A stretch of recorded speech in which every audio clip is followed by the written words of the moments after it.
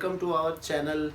हम पढ़ रहे हैं अकाउंट्स, 12th की अकाउंट्स पढ़ रहे हैं हम लोग और हम है चैप्टर हमारे एडमिशन ऑफ ए पार्टनर। बहुत जल्द अब ये चैप्टर ख़त्म हो जाएगा तो हम लोग स्टार्ट करते हैं इसका जो लास्ट टॉपिक बचा है, change in profit sharing ratio among the existing partners. मतलब जो अभी जो पार्टनर्स है उन्हीं में क्या हो रहा है कि उनके लाभ हानि अनुपात में क्या हो रहा है, बदलाव हो रहा है।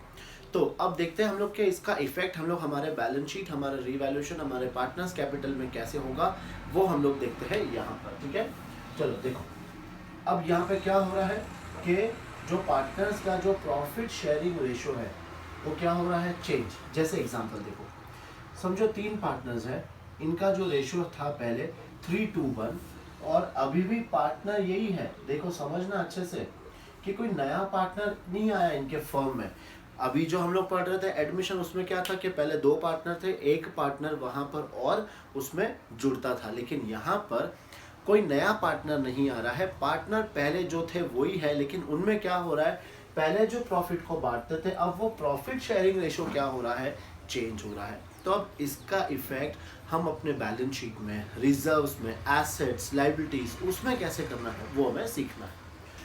तो जब भी प्रॉफिट शेयरिंग रेशो चेंज होगा तो ये तो तुम्हें अभी आइडिया आ गया होगा कि कोई पार्टनर को फायदा होगा या फिर कोई पार्टनर को नुकसान होगा। क्या ऐसा है क्या कि अगर हमने प्रॉफिट शेयरिंग रेशो चेंज कर दिया या तो सारे पार्टनर्स को नुकसान होगा या सारे पार्टनर्स को फायदा होगा? वैसे कभी भी पॉसिबल नहीं है। ठीक है, देखो एक एग्जाम्पल देखते हैं हम लोग। जैसे फॉर एग्जाम्पल एक रोटी का टुकड़ा है। अब इस रोटी के टुकड़े को पहले बांटते थे हम लोग इक्वल। तो क्या करते थे हम, चलो रोटी के टुकड़े को लेते हैं, पिज्ज़ा लेते हैं हम लोग, उसमें ज़्यादा तुम्हें मज़ा आएगा।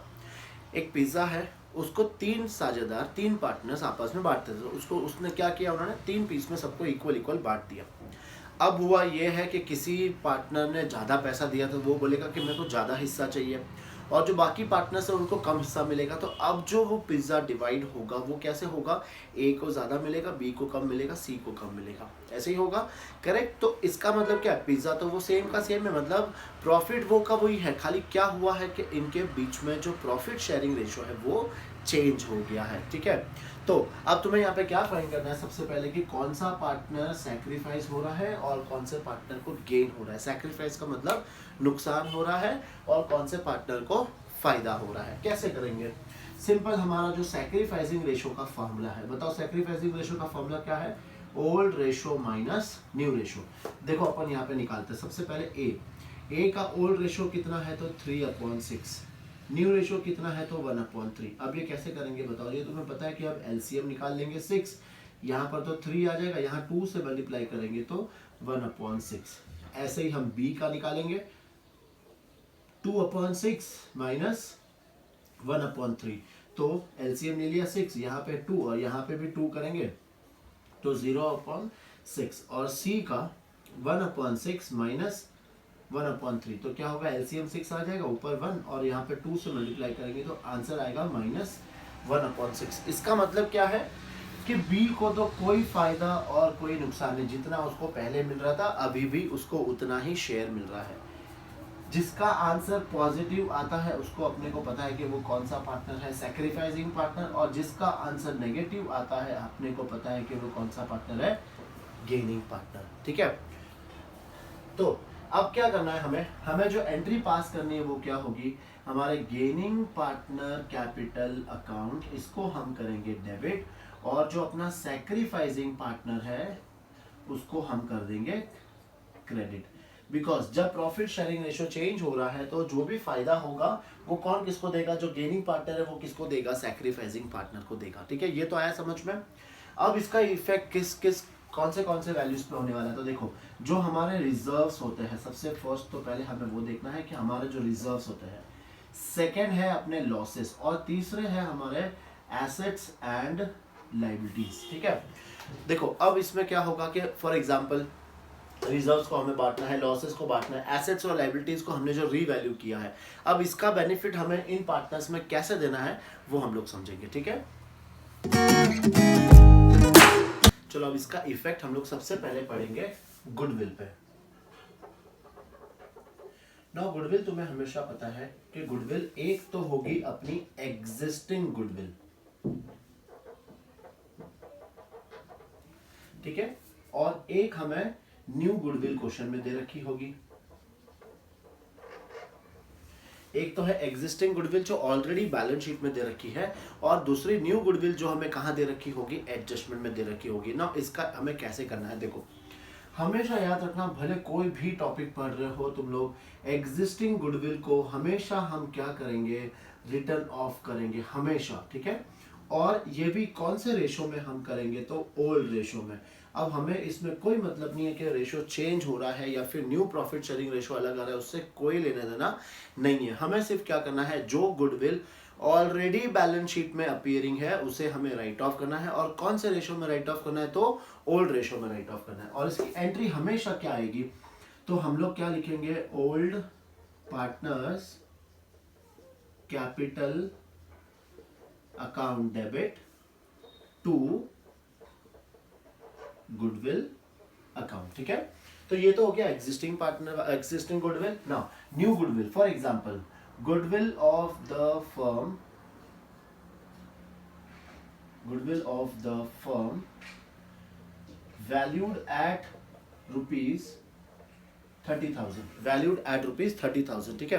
now goodwill of the firm दिया है। अब जैसा अभी जो मैंने एग्जांपल दिया था, ए बी और सी, इनका जो रेशो था 3:1, और इनका जो न्यू रेशो है वो क्या है, ए बी सी, इनका न्यू रेशो है 1:1:1। फिर हमने क्या किया था, सैक्रिफाइसिंग और गेनिंग निकाला था, जिसमें बी का तो आ गया था 0/6 और इसका आया था 1/6, इसका आया था -1/6, ठीक है।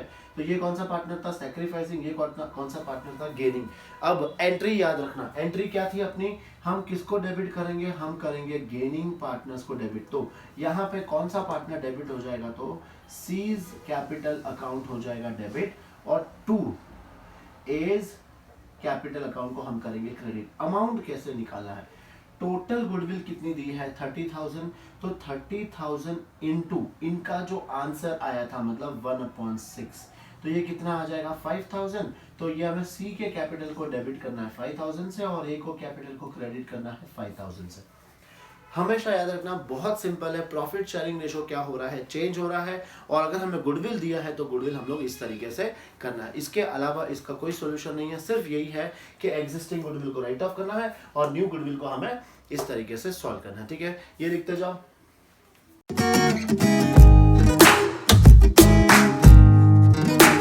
चलो अब गुडविल का समझ में आ गया।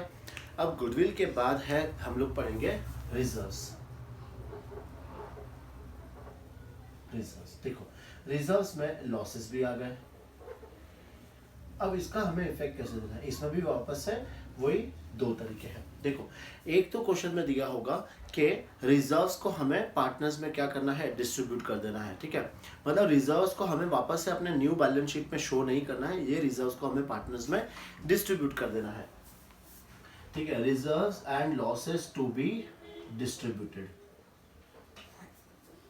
अब डिस्ट्रीब्यूट कर देंगे तो सबसे पहले हम लोग रिजर्व्स की क्या एंट्री पास करेंगे, वो देखो। रिजर्व्स मतलब कौन से रिजर्व्स हो गए, जैसे अपने जनरल रिजर्व हो गए, फिर अपने आ गए प्रॉफिट एंड लॉस अकाउंट जिसका क्रेडिट बैलेंस है, ये हो गया। फिर इसके बाद है investment fluctuation reserve, workman compensation reserve, ऐसे बहुत सारे टाइप्स के रिजर्व्स हैं। नाउ ये रिजर्व्स को हमें क्या करना है, पार्टनर्स में डिस्ट्रीब्यूट कर देना। तो यहाँ पे हम लोग क्या लिखेंगे, टू पार्टनर्स कैपिटल अकाउंट या फिर करंट अकाउंट, कौन सा रेशो में कर देना है, हमें ओल्ड रेशो में कर देना है, ठीक है।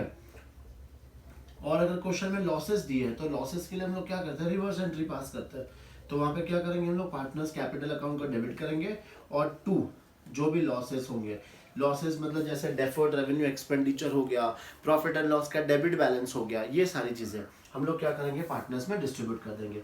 और ये भी हमें कौन से रेशो में करना है, तो हमेशा ओल्ड रेशो में करना है, ठीक है।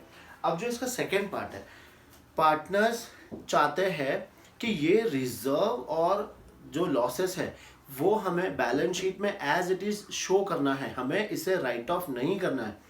ये रिजर्व्स और लॉसेस को अभी भी हमें नए बैलेंस शीट में दिखाना है। तो हमें वहां पे क्या करनी पड़ेगी, सेम वही फंडा। हमें पहले क्या करेंगे, देखो रिजर्व्स और लॉसेस, हम इसकी एक ही एंट्री पास करेंगे, रिजर्व और लॉसेस की, ठीक है। ना ये आंसर पॉजिटिव आएगा, या तो ये आंसर पॉजिटिव आएगा या फिर नेगेटिव आएगा। एंट्री अपनी कौन सी होगी, वही एक ही एंट्री पास करनी है हमें, गेनिंग पार्टनर्स कैपिटल अकाउंट को हम करेंगे डेबिट और to sacrificing partner capital account को हम करेंगे क्रेडिट। देखो अगर ये आंसर पॉजिटिव आएगा इसका मतलब हमारा रिजर्व ज्यादा है तो ये एंट्री पास करनी है, और अगर ये आंसर नेगेटिव है इसका मतलब हमारे लॉसेस ज्यादा है तो इस एंट्री को रिवर्स कर देंगे। ठीक है, ये आया समझ में तुम्हें? तो ये हो गया अपना रिजर्व्स के बारे में कि रिजर्व्स को हमें इस तरह से क्या करना है, अपने बुक्स में राइट ऑफ कर देना, या तो हम राइट ऑफ करेंगे या तो हमें रिजर्व्स और लॉसेस को कैरी फॉरवर्ड करना है, मतलब अपने बैलेंस शीट में दिखाना है। ठीक है, चलो नोट डाउन करते जाओ।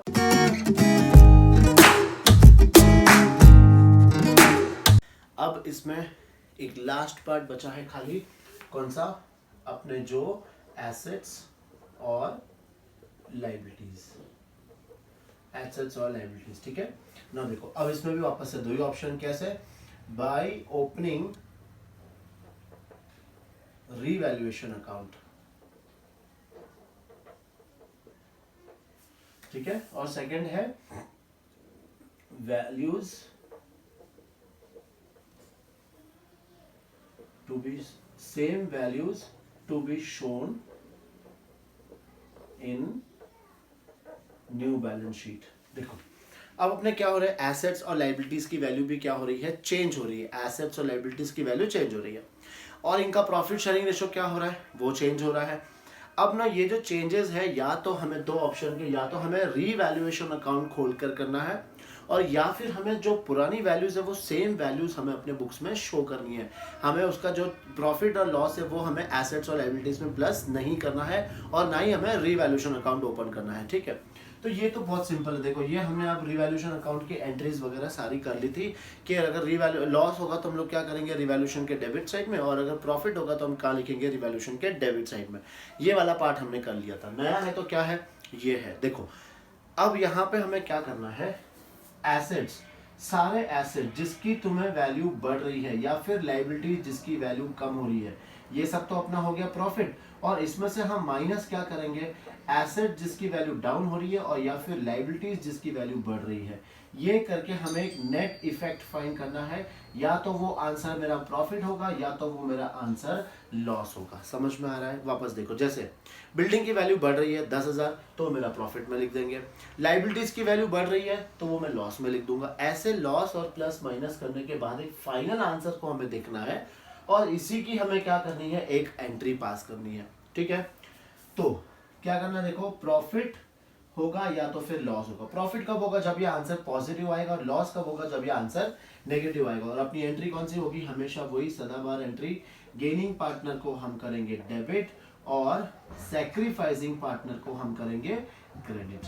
ठीक है, और ये कब करनी है, जब प्रॉफिट होगा। तो लॉस होगा तो क्या करना है, इस एंट्री को हम रिवर्स कर देंगे, उल्टा कर देंगे। बस इतनी सी बात है। इस टॉपिक में इतना ही है समझने के लिए, और इसके अलावा और कुछ भी नहीं है। इस पे 2-4 क्वेश्चंस जो है हम लोग वो फटाफट क्वेश्चंस खत्म करेंगे ताकि ये चैप्टर खत्म हो जाए। ठीक है, चलो अब ये भी नोट डाउन कर लो।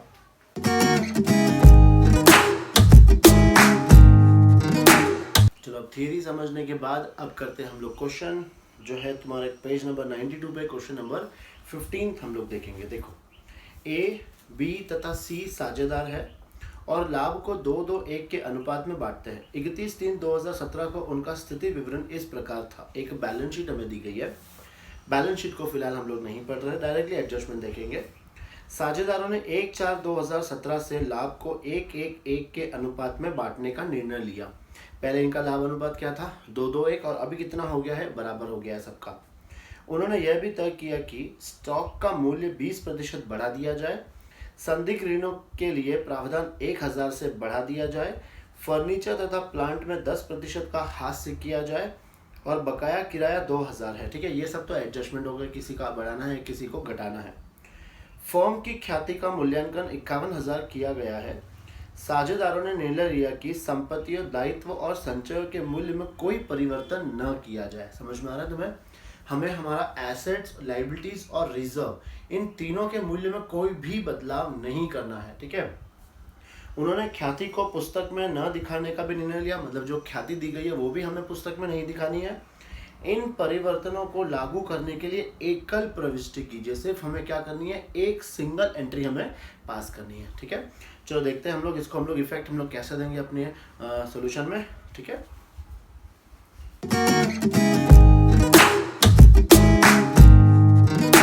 सॉल्यूशन देखते हैं इसका। सबसे पहले हम क्या निकालेंगे, त्याग का अनुपात। ठीक है, तो वर्किंग नोट नंबर 1 हम सबसे बनाएंगे पहले त्याग का अनुपात।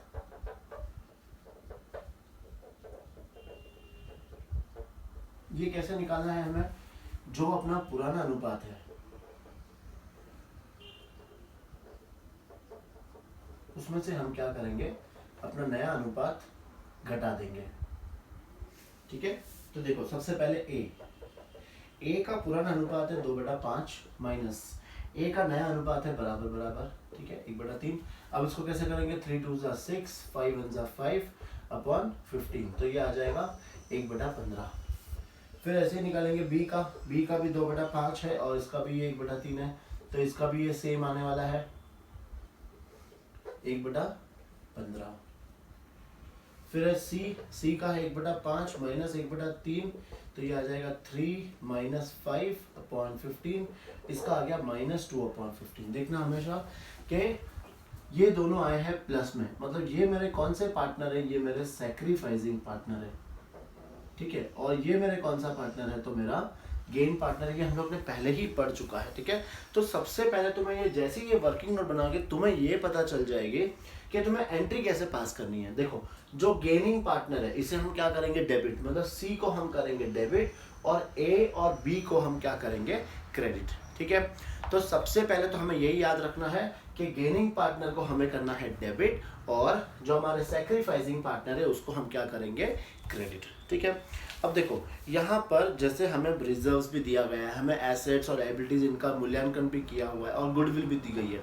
हमें ये सब चीज़ों को हमारे पुस्तक में नहीं दिखानी है और सिर्फ हमें क्या करनी है, एक एकल प्रविष्टि पास करनी है। तो देखो एक एक देखेंगे। सबसे पहले हम लोग क्या करेंगे, अपने जितने भी रिजर्व्स है, ठीक है, वो रिजर्व्स का देख लेते हैं। देखो अपने यहाँ पे रिजर्व्स कौन से दिए हुए हैं, तो है जनरल रिजर्व,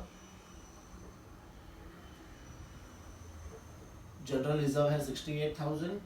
फिर इसमें है प्रॉफिट एंड लॉस अकाउंट जो है 30,000, ये दोनों का टोटल आ गया 98,000 और इसमें से हम लोग क्या माइनस कर देंगे, डेफर्ड रेवेन्यू एक्सपेंडिचर जो कितना दिया हुआ है 10,000, ये आ गया 88,000।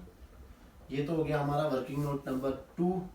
फिर वर्किंग नोट नंबर 3 ख्याति तो हमें प्रश्न में कितनी दी गई है, 51,000, ये हम लोग अलग से ही लिख देंगे। वर्किंग नोट 3 नहीं बनाओगे तो भी चलेगा, डायरेक्टली लिख सकते हैं। अब चौथा हमें क्या लिखना है, हमारे संपत्ति और दायित्व का हम क्या कर रहे हैं, पुनर्मूल्यांकन कर रहे हैं। तो यहाँ पे हम लोग लिखेंगे कैसे, जिसमें जिसमें फायदा हो रहा है वो हम लोग एक साइड लिखेंगे और जिसमें हमें लॉस हो रहा है वो हम लोग एक साइड लिखेंगे। ठीक है, तो देखते जाओ हम लोग यहाँ पे क्या फाइंड कर रहे हैं, तो हम यहाँ पे फाइंड कर रहे हैं पुनर्मूल्यांकन का शुद्ध लाभ या फिर हानि हुई है। ठीक है, तो देखो तुम लोग भी समझना अच्छे से हम लोग कैसे करेंगे कि सबसे पहले तुम्हें क्या करना है,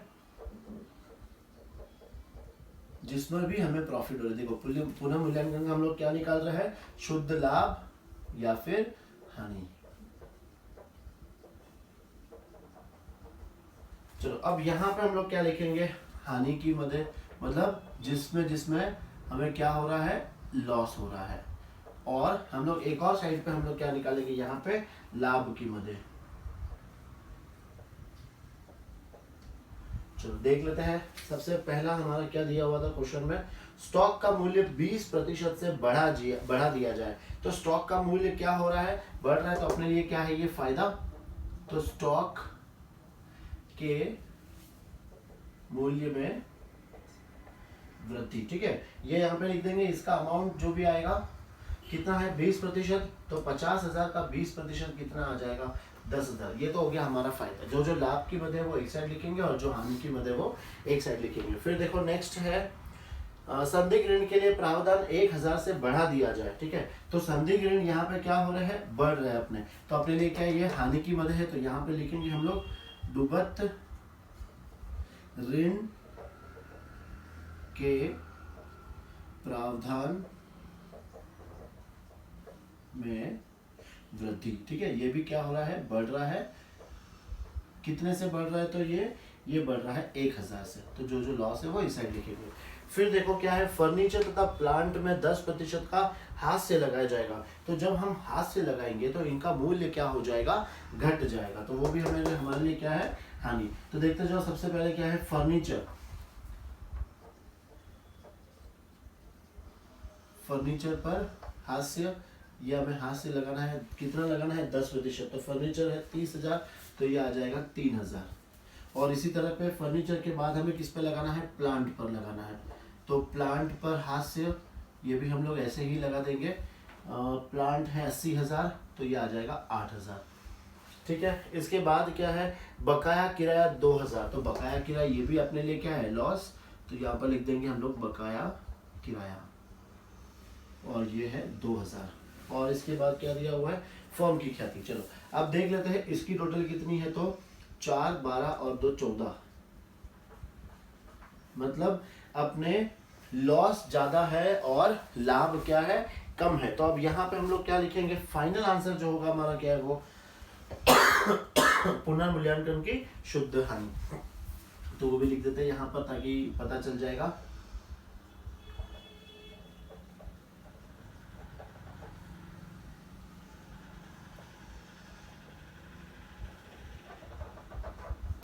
कितनी आएगी, 14,000 में से हम लोग क्या करेंगे, 10,000 को माइनस कर देंगे। तो ये 4,000 आ गई इसकी हानि। अब देखो हमें एक एंट्री पास करनी है। हमारा जो प्रॉफिट एंड लॉस, जो रिजर्व्स थे, जो गुडविल थे, सब मिला के हमें सिर्फ एक ही एंट्री पास करनी है। तो एक वर्किंग नोट हम लोग और बढ़ाएंगे ताकि पता चल जाएगा कि किसका क्या लेना। देखो, तो समायोजन का शुद्ध लाभ